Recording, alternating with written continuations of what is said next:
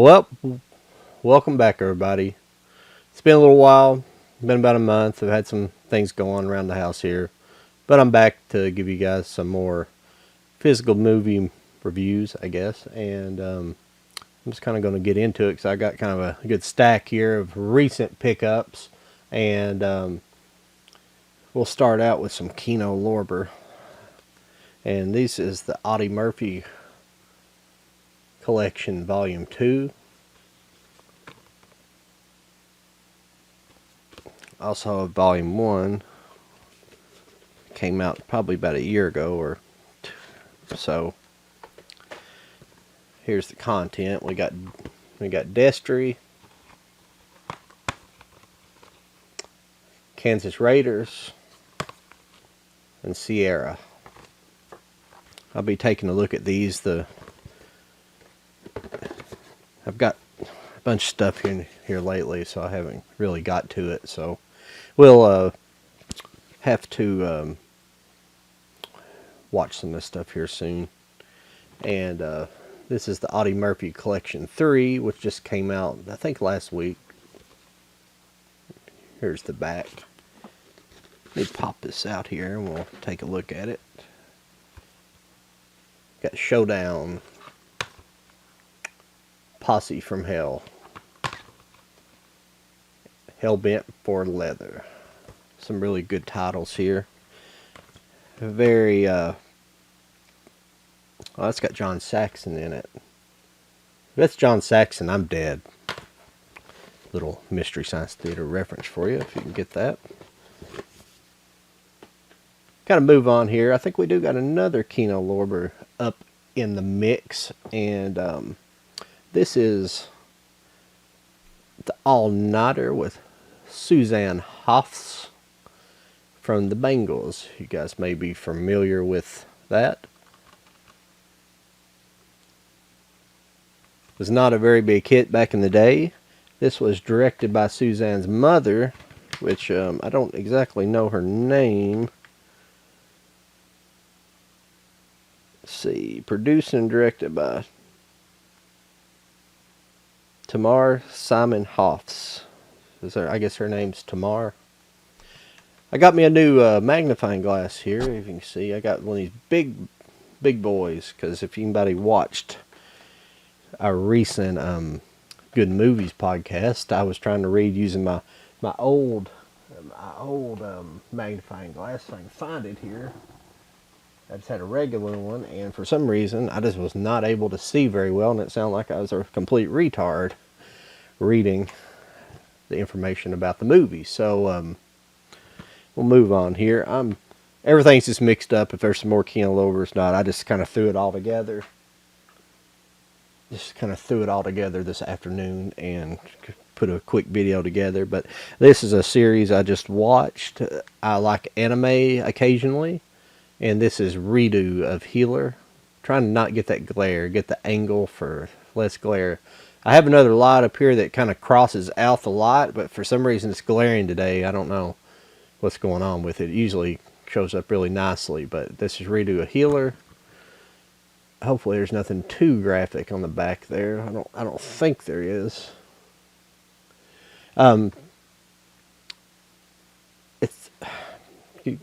This is damn near, what would you call it, hentai? This is damn near hentai, but there's no, like, graphic, but there's a lot of nudity, but not a lot of, and a lot of graphic, you know, softcore, but not.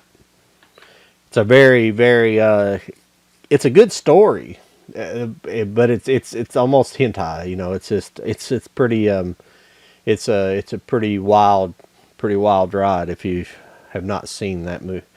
But it's basically about I guess it kind of takes place in an RPG type world. Like so everybody has skills, and you know there's heroes, and then there's so the main character is like a healer, but he's been taken advantage of. Every time he lays his hand on somebody, he relives their experiences. So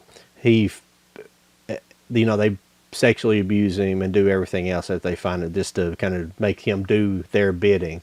So he finds his stone that basically allows him to like reset time and for him to go back in time and redo everything. And so he basically he goes back and he gains while doing this he gains another power from like a mystic, and it allows him to not only be a healer and still have relive those experiences, but he also absorbs whoever he touches power and learns their skill. So like the great swordsman, or like it's kind of in that kind of a, I guess, a medieval kind of time, sort of, it's like kind of a weird medievalish time period, but people still wear like armor, if you watch a lot of anime, you see it a lot. But and so he just basically goes back and starts, basically just like getting his revenge on all these people who have taken advantage of him. So I highly recommend that. Sorry it took so much time, but I needed to. It's a really good series, and I thought I needed to explain that a little bit better to you guys. The next up is, I picked this up finally. It's a movie I intended to see in the theaters. This is The Bad Guys, obviously, and I liked it pretty. Yeah, I liked it pretty good. It wasn't as funny as other people have said it was, but it was pretty funny. It's pretty good. It's a pretty well done little anime. Looks good. I like the decent animation style. I've never been a massive American animation style person. I don't know why. I guess it's because I don't know. I guess I grew up with it. I guess some of the Disney animation was pretty good, but I think in the last years with more digital and stuff, it's kind of become all very similar. The next movie up is a really bad movie, but I picked it up anyways because I haven't seen it, and I did want to see it, and I thought, well, it's so bad that I better pick it up. I got it real cheap. This is the Rob Zombie Monsters. So I thought I would pick her up there and see what it's like. I know it's supposed to be really bad, really. I mean, the original show's campy, but I mean, this is supposed to be like over the top. What I've seen of it looks terrible, but I thought I better give it a chance and see what it's like, The next up is a movie I haven't watched yet. I just recently picked this up. This is an IFC film. I've seen. It kind of looks like it's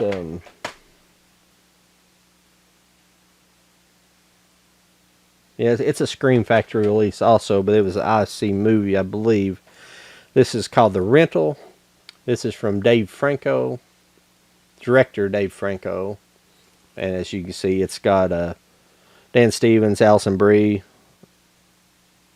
Keela Wand, and Jeremy Allen White. Sheila Van, excuse me. Jeremy Allen White, he's in The Bear. If you guys are familiar with him,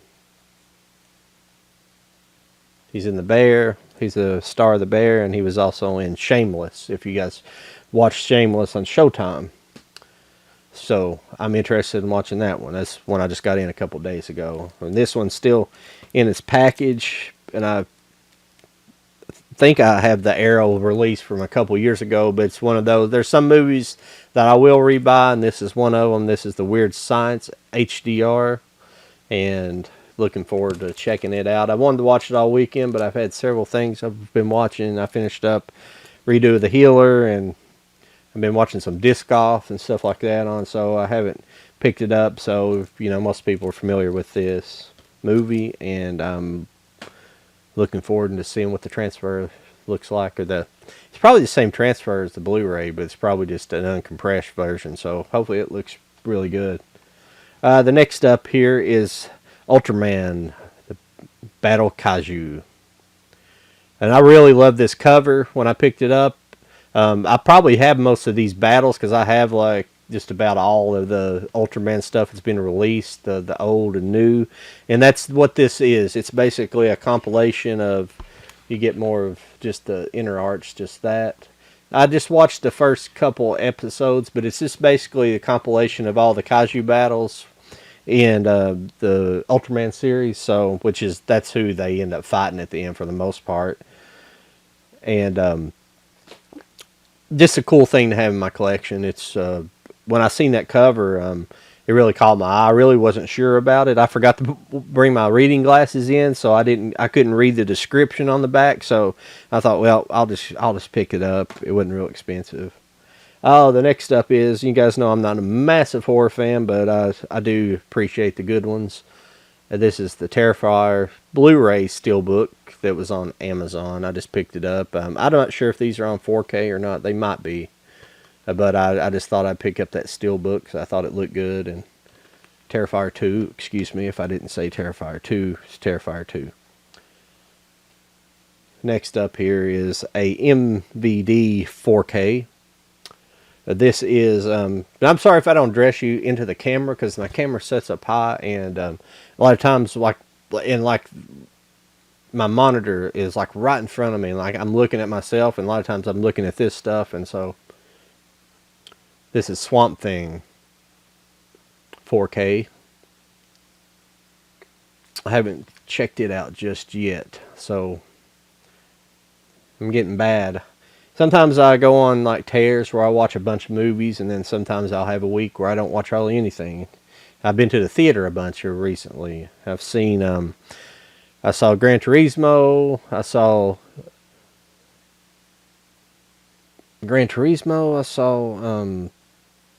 Strays, and I saw Sound of Freedom this week, and I saw pretty much 3 movies in a week, so I've got a DVD. I'm going to save it for a little bit later. Next up here is a 4K. This is I Know What You Did Last Summer. I'm not sure if I actually own it on DVD or Blu-ray. I can't remember. Probably at least DVD. Haven't watched this in many, many years. This would definitely be strolling down memory lane here. Better not show that just yet. Another 4K I picked up is So I Married an Axe Murderer. All these have come out in the last few weeks. I'm just kind of showing you a cavalcade of stuff I've got recently. Mike Myers and I can't remember her name. Is it Olivia?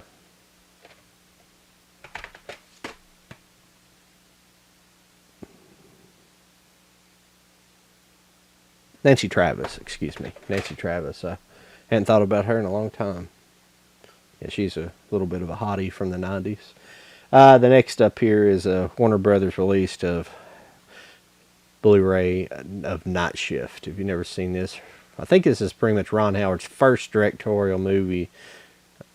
I can't remember exactly. It seemed like he might have done something in the late 70s that was like just kind of more of an independent thing, but there's your back. Got Henry Winkler and Michael Keaton. It's a very, very funny movie if you've never seen this. Basically, Michael Keaton and the